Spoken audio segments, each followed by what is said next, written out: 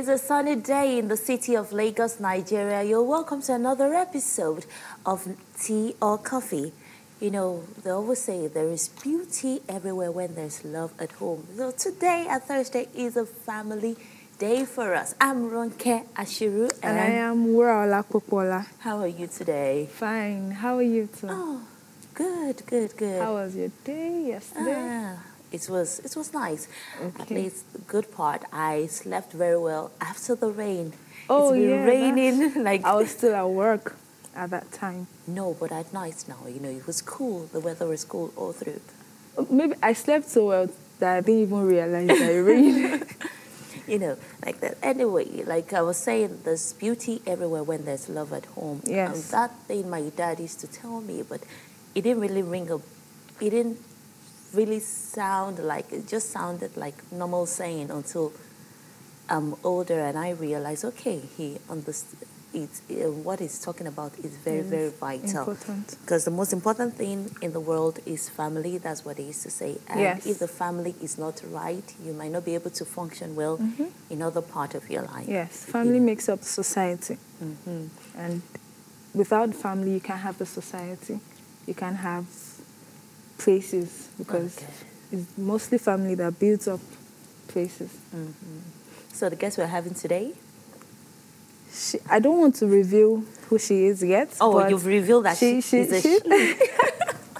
She's a specialist when it comes to marriage and everything that has to do with marriage. So I'm sure when she comes in, she's going to give us key points on how to avoid red flags in marriages. All right, we'll go on a short break, and when we come back, we'll introduce our guest to you.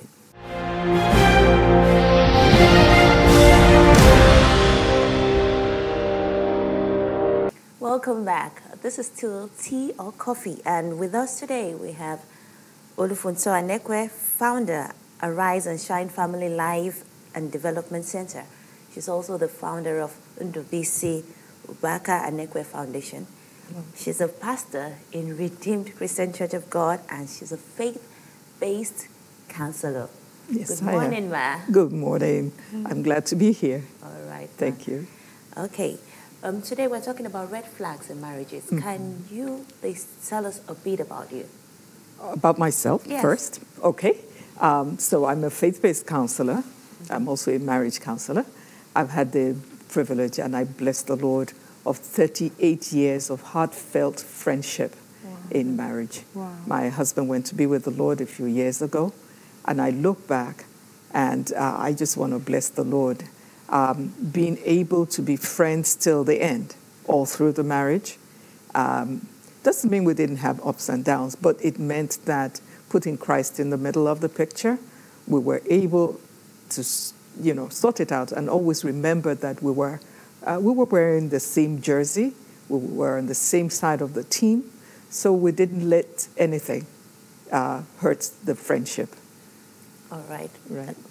You've been a counselor for years now. For many years, right. Yes. So what are the red flags that you see in marriage, in the marriages that you've talked about or that you've counseled over?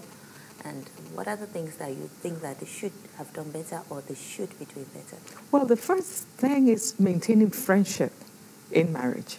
I know some people have said that friendship goes out after a few years and you just sustain the relationship because of the children or the family name, and you just try and keep it together. But that's really not what marriage is about. There's something called heartfelt friendship, when you really both have developed trust and you've learned to walk with each other.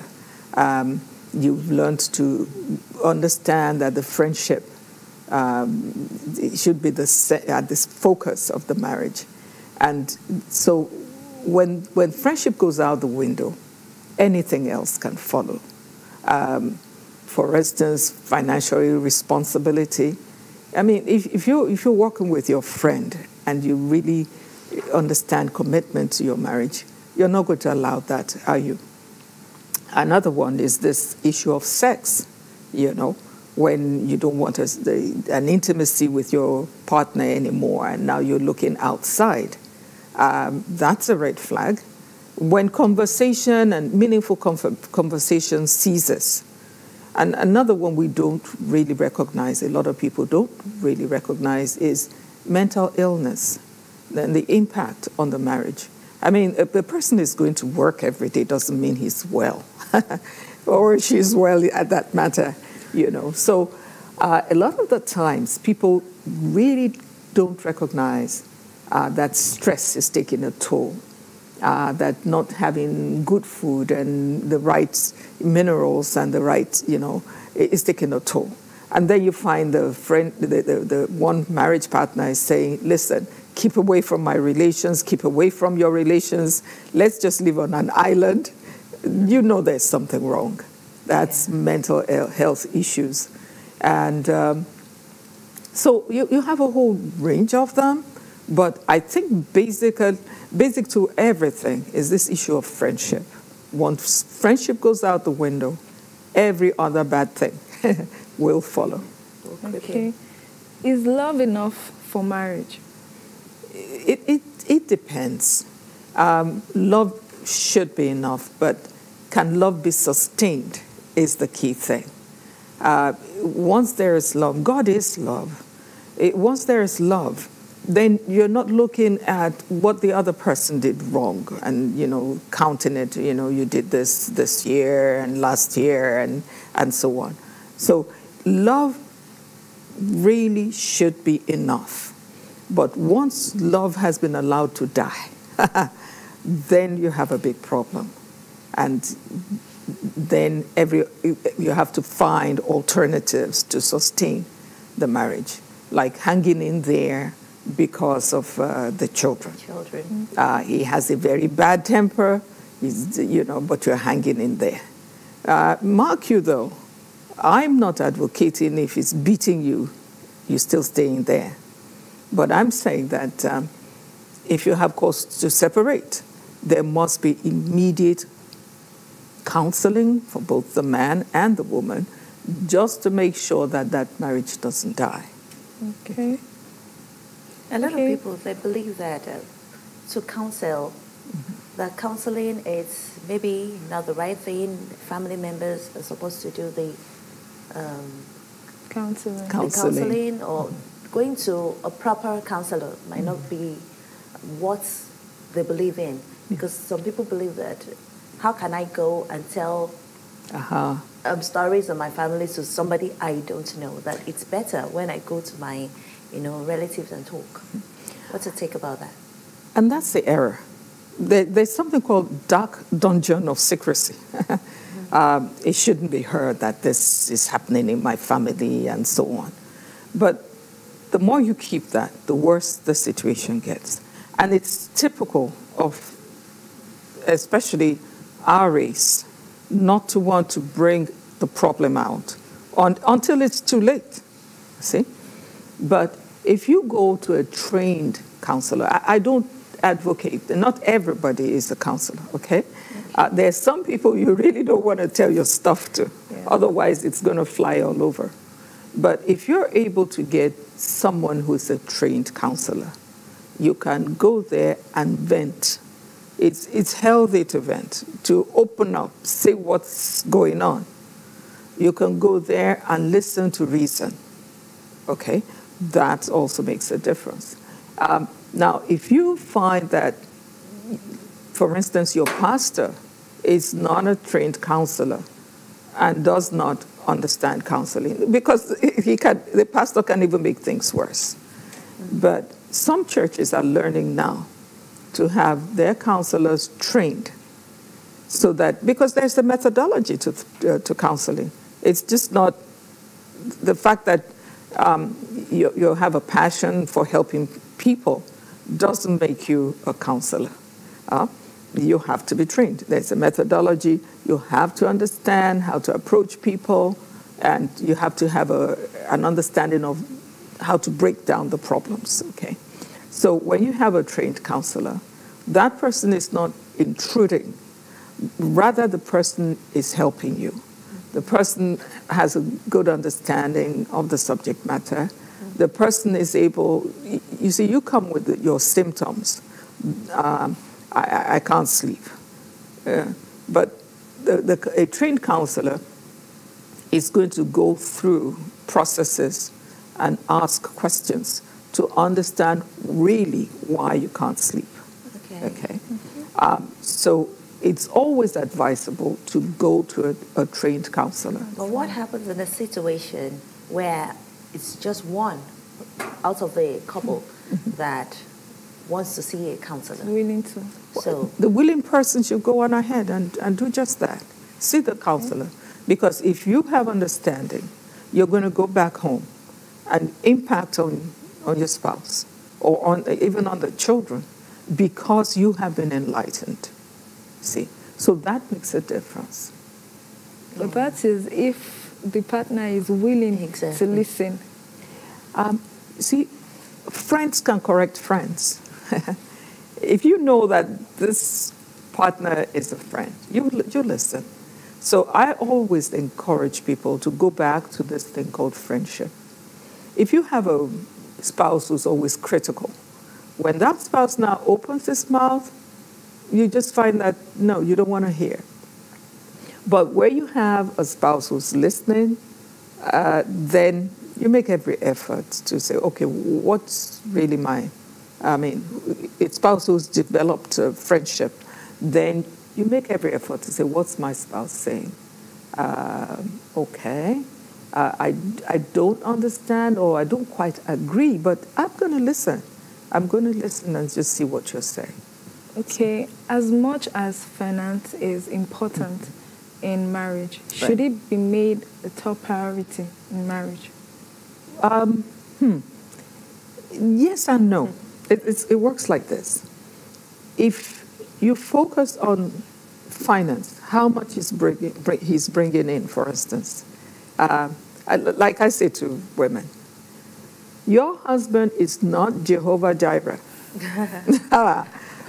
Understand this. He's not God the provider. He is the head. Does not mean, it does not mean that he has more business acumen than you have. It doesn't mean that he's as smart in business as you are. It doesn't mean that he is as much of a go-getter as you are. So you have to be patient with him. You have to be loving.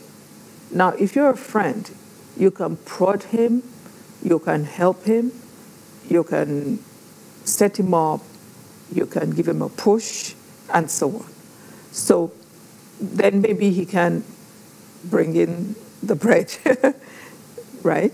He's supposed to be the breadwinner, yes, but does not mean that he's necessarily going to earn more income than you are. Now, if you are friends, and the basis of this, whatever financial amount you're able to bring together, if it's like, this is our purse, this is for our family, then you can look at the percentages. What are we going to do with it? Who are we going to help? How are we going to break it down? Okay?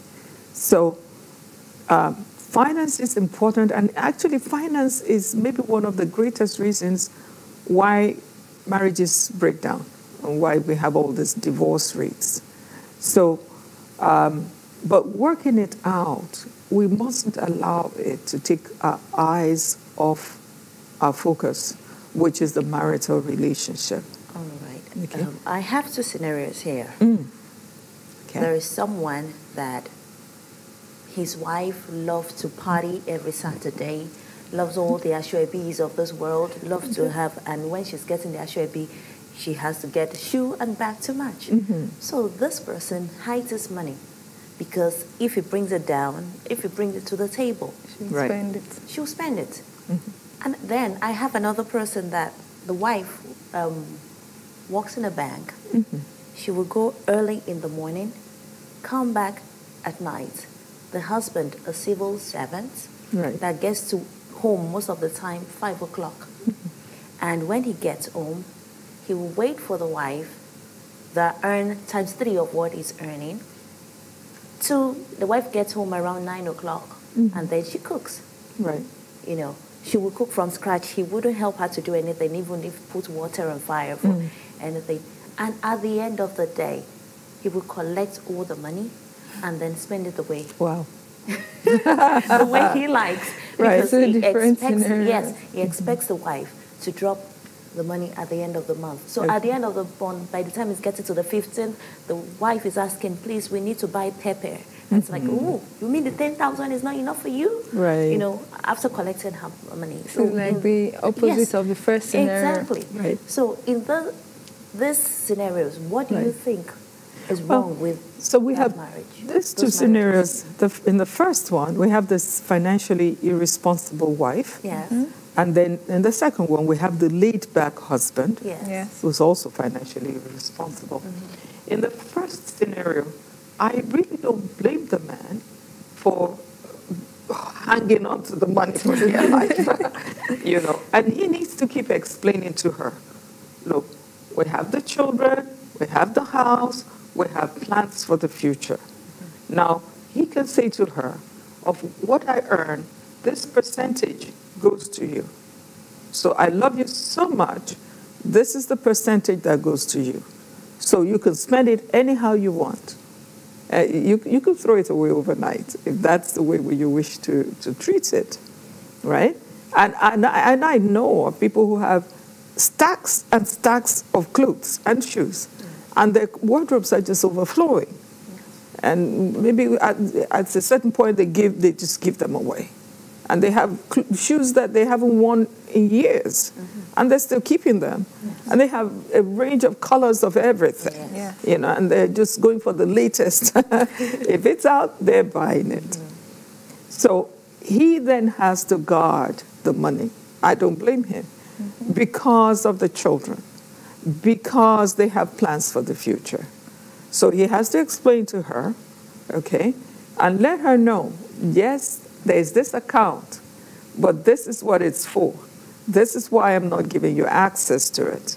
Okay? A big fight in the house. Amen. Let there be, but let there be a future and a hope for that family. Okay, that's one. Now, the other one with the laid-back husband. Yes. Okay. She, in love. I mean, if he was the type, he's probably a follower type personality. Yes, he's the head of the home, but his own personality is such that he's not going to push himself. And there are very many men like that. That's not the reason why the family should break up. Okay. Now, let's put it this way. She's going to say, honey, I love you so much, but we have to have plans for the future and for the children's education, for our own retirement. So this is what I'm going to do. With all my love, with all my due respect to you, I'm going to give you this percentage of my income. And you're welcome to spend it the way you like. Then this percentage goes into the children's account. This percentage is the fallback position for any eventualities, and this is for retirement and so on. So I'm opening up to you and letting you know what there is and how much there is, but I'm keeping a tight lid on all this. Listen, we have to do that. Okay, in a case where the man refused, is it right for the woman to hide some of the money? There's no need to hide it. Yeah. Let him know, honey, this money is here, but I'm the sole signatory to it. Because he's going to kick up a storm. Exactly. Fine, that's allowed. Throw tantrum. He's welcomed. He's more than welcome to kick up a storm and to so on. But she hasn't hidden it from him. So the question of trust, you know, and not being able to trust her doesn't come in. So he can trust her. He can trust her that she's made a decision that they're not going to starve, that the children are not going to be thrown out of school because of his spending habits, that they're going to build their retirement home, they're going to have, and so on and so forth. And they can even go on vacation. because she's planning all this, okay? And she will buy him gifts. She'll take good care of him. She will even give him his own portion that he could spend just the way he likes it. But she's not going to open herself to financial abuse. Okay. And there is something called financial abuse. That's when your spouse is entrusted with the money and just squanders it. Wow. I mean, you're not working so that your earnings can be squandered. You're not working so that you can become a beggar in the future. So take hold of your earnings. If you can't have joint accounts, don't have joint accounts. If you can't, but I do not advocate hand over what you're earning to your spouse. No. But be upfront with your spouse and let your spouse know there's this account, this is what I've done with it, or I'm doing with it. This is why there's this account. So your spouse knows up front. Okay. Yes, there will be quarrels, but you are lovingly going to say, look, honey, I love you too much to allow you to be a beggar in the future, to allow our children to go begging. That's why I'm doing this. Okay. So you pet up your spouse, but keep a firm grip. Okay, well said. You have mentioned the factor of friendship in marriage. I want to know, how do you build friendship in your marriage? Okay. Well, to begin with, don't let go of friendship from the word go. But if it's gone, then you have to start building it up. Trust. Let your yea be yea and your nay be nay. So if you say, I'm going to this place, I expect to be back about this time, keep to it. Laugh. Enjoy your spouse's hobbies. Get involved. If your spouse is a drunk? Not that word, I didn't say spouse is vice, but hobbies and what your spouse loves. Let's say your spouse loves watching soccer, okay, and the World Cup is going on and all that. Sit with your spouse to watch the soccer. Even if you're not enjoying soccer, still sit there. Maybe sit, at his feet, and put your head on his lap. You give him a good massage, a rub, and then bring his favorite, snacks and so on. In a situation where the hobby of the spouse loves night scrolling, drinking, smoking, going to the bar, in such a way that is what he loves more. Right. What should he do? But you answer the question after we come back from the break. We need to go on a break now, and when we come back, she'll answer that question. We'll be speaking with Mrs. Olufunso Anekwe, the founder at Rise and Shine Family Life and Development Center. We'll be right back.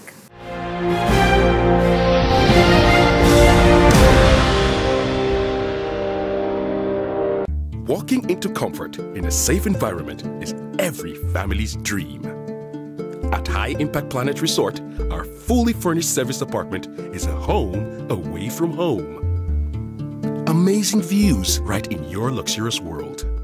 Work out to keep fit for an amazing body at the gym. Get affordable groceries and personal care items at the supermarket. Feel relaxed and beautify yourself at the fully equipped spa. High Impact Planet. Fun just got real.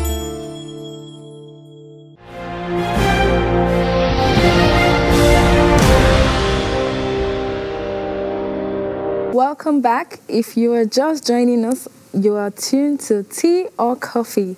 Before we went on break, we were discussing with Mrs. Olufunso on the topic red flags in marriage. Rinke, you asked the question before we went on break, and I would like her to... Yeah, I need to sip. Okay. So I would like you to elaborate on the question Ronke asked pertaining marriage. Yes. Okay. Maintaining friendship in marriage. Especially if, for example, you have a spouse that loves to drink, night scroll and everything, and that's what he loves. So how should a woman be part of that kind of life with a spouse? That's pretty tough, but friendship is the key thing. It could be a phase in his life. I mean, you need to pray for him, but you need to let him know, honey, I don't like this. This is not good for you. It's not good for us, and so on. What if, you're out there in the night and you have an accident? What if your car breaks down in the middle of the night? I mean, on a dangerous road, and so on. So you try and reason with him. When you can go out with him, you go out with him, not because you love the outing, as much as to be able to keep his company. And when you don't feel like going out with him, at least he will know that you try some of the times. But it's not enough to abandon him, to let go of that relationship and the friendship. You have to look beyond today, with the hope that he will change. A lot of people do change, They begin to, as they grow older, for instance, they begin to calm down, They're not as full of energy as before. And then some people get more reasonable when they get older. So that leads me to this question. A lot of people, they want to get married. They see the vices in the guy or the lady's way of doing things. Right. But they believe that, okay, she will change. She will change. Is that good enough to go ahead with? Because, okay, maybe this guy is good. He loves me, but he has this and that, but he will change. It's a little bit suicidal, the way I would put it. You don't see something that's bad, something that's doubtful, and then just launch into it, On the contrary, you should approach marriage with, a little bit of, should I say slowness? Okay, in the sense that you want to discuss issues, you want to counsel with other people, you want to count the costs. Am I really ready for the possibilities that this guy will get deeper into this habit? And if so, what do I do? What's my fallback position?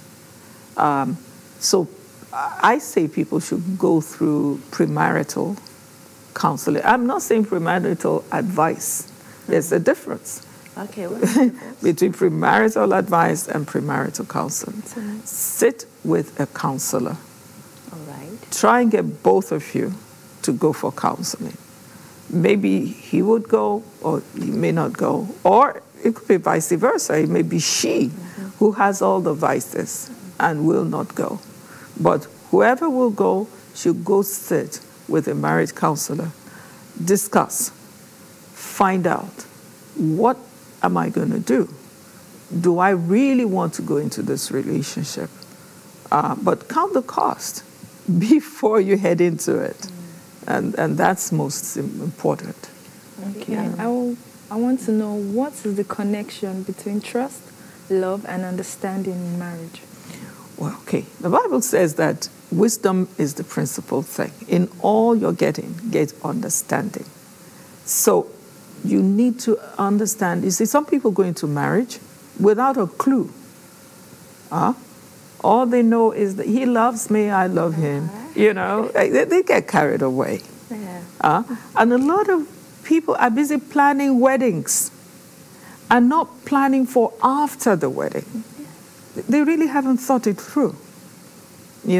There's going to be a tomorrow, and so on. So they get carried away with all the, buying of this, arranging for, and they've really not looked at the issues. Can we live together? Can we work together? Do we have similar backgrounds? Will I understand his background, where he's coming from, what his values are? Will I understand how he wants the children disciplined? If he's had very harsh parents, is he going to apply the same methodology, or is he going to change? So we need to help people understand what does love mean to him. Sex is not the definition of love, you know. After all, we know that the night or the street girls, they go through this thing called sex. It has nothing to do with love, you know. So what does he understand by love? And again, how does he want to be loved? And how do you want to be loved? Yes, okay. You know? That reminds me of this. What was it? When, what changed your mind? Mm-hmm. You, knowing that, okay, maybe you tell us more about your background, your parents, okay, or how you grew up, and then what changed your mind for you to be with a man for 38 years? Yes. And if not for death? Yes, till death did us apart. Mm-hmm. Right. Well, for me, I really thank the Lord because I became a born-again Christian at the age of 16. But before that, I'd grown up in a home where, I mean, my dad was really so privileged. He was brilliant. He had such a great career, made such a great name, and he was wealthy. But on the home front, he needed mentoring as a man. He needed help to know how to control his temper, you know, how to relate to your wife if your wife says no and you're saying yes, and so on. So I grew up in a home where my parents fought a lot. I mean, physically, they fought. And there were happy moments, but by and large, what I as a child would remember is just that violence in the home, you know. And yes, Dad had a short fuse. I mean, even for us, the children, he had a whole range of whips, you know, including horse whip, you know, for us children.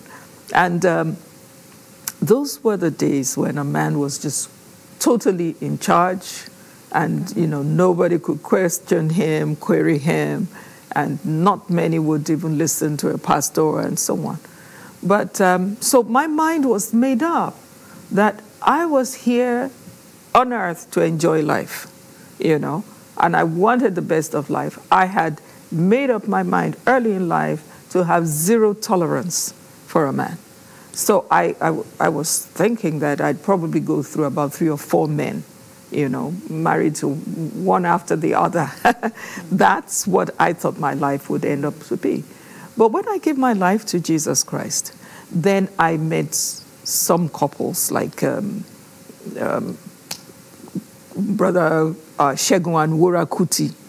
I mean, when I saw the joy in their marriage, when I saw the way they worked together, you know, then I realized, okay, there's hope after all for marriage, you know. So then I met some others, and then I listened to people like Dr. Dobson and Howard Hendrick, and my husband and I sat down when we got married, and we took time to be mentored, you know. And we had a pastor, Pastor Gage, and every Sunday he had a marriage counseling class.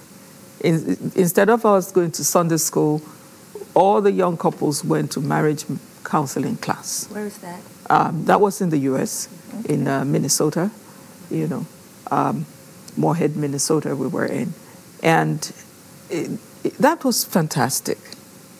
Now, this was an Assemblies of God church where you have to be in Sunday school. But he knew that if he didn't take a preemptive measure, all these young homes would scatter. Exactly. He also knew that most of us were not coming back on, not us inclusive, but most of that group would not come during the week. So Sunday morning, you sat in a marriage counseling class. That's So fantastic. he did a great job. So by the end of which, we were able to have a deeper understanding of marriage, you know. And we didn't have to all come run into him or run into the divorce court, you know. Rather, he had taught us what marriage was about. So now that really helped. And I really also thank God for people like Pastor Obadari came into my parents' lives, and he prayed with Dad. We fasted and prayed for about a week and broke that yoke of anger in my dad's life. And the beautiful part of it is that after that, at least for the first 15 years of my life, I saw marriage in chaos. I saw just pure plain calamity, you know. But thereafter, when he took authority in the Lord, broke that yoke for the rest of my parents' lives, which was about another 20, no, almost close to maybe about 30 years thereafter, they were at peace with each other, you know. So I can understand that sometimes anger can be very demonic, you know. And so they changed. And I could see that. And for me, too, I came across a verse, John 10:10. Jesus says that he came that we may have life and have life more abundantly. All right, ma'am. Is there a time where a couple should know that, oh, it's time to pack and go? I say no. But I'm going to say that advisedly. One, if he's beating you, get out of there. Run for your life. The very first time he beats you, let him know that this is one too many times. Then get counselors who must sit with both of you. Even if it's family that you can get. But when you get out of there, it's not get out to go look for boyfriends. That's not what we're talking about. It's not stay out without a purpose. It's get out with the mind of being reconciled. So you must have counseling to help you get back together.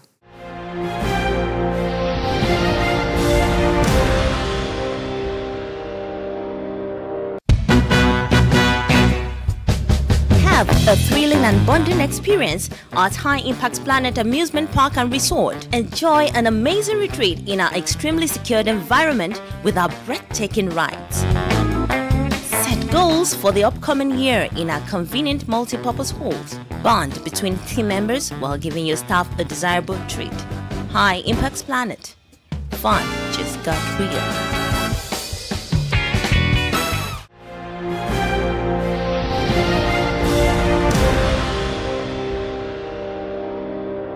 If you're still watching, you're watching Tea or Coffee, and we've been talking with Mrs. Olufunso, the founder of Arise Shine Family Life and Development Center. She's also a marriage counselor. Okay, ma'am, we're talking about the time. I asked, when is the time to actually get out? Okay.